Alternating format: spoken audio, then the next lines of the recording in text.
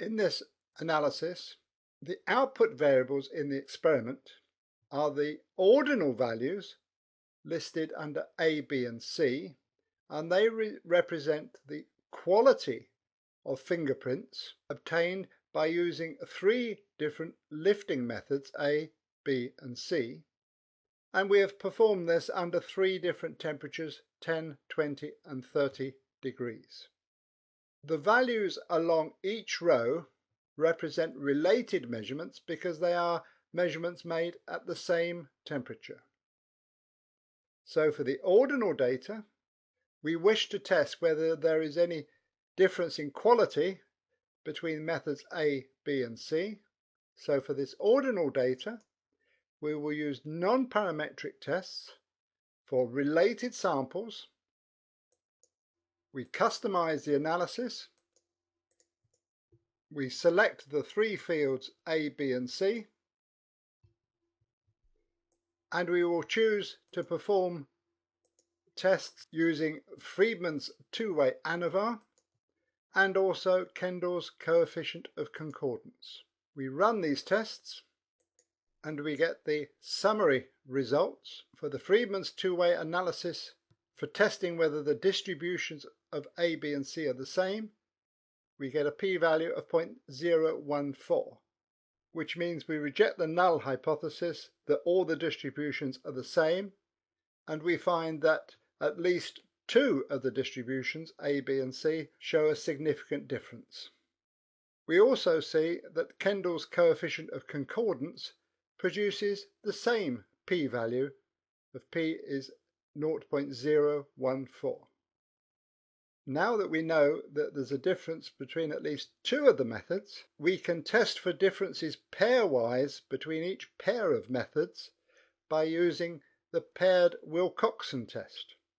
To test for a difference between A and B, we use Analyze, Non-Parametric Test, Related Samples again, only we just select A and B fields. And now, as we have just 2 samples, we use the Wilcoxon paired test, and this produces a p-value of 0.041.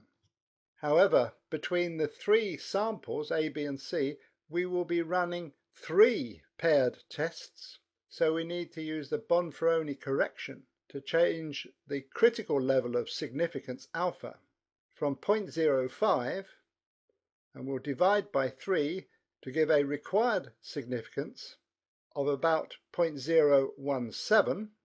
So in this case, the difference between A and B with a p-value of 0.041 is not less than the Bonferroni corrected value of 0.017. So in fact, we take this as being a non-significant result and no significant difference between A and B. If we now repeat the analysis, but this time between A and C, we find a significant difference of 0.010, which is less than our new Bonferroni corrected significance level. So there is a significant difference between A and C. And then finally, we look at the difference between B and C, and in this case it is not at all significant. So overall we find a significant difference between A and C, but the differences between A and B and C are not significant. It is important to note that these tests, the Friedman test and Kendall's coefficient, do not test for any significant differences due to the row variable.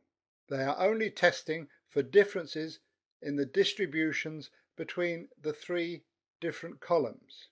If we wish to test whether the temperature was a significant factor, we would have to transpose the data so that we would have 3 columns of data, this time for temperatures 10, 20 and 30 degrees, and the different rows then would identify the different lifting methods A, B and C.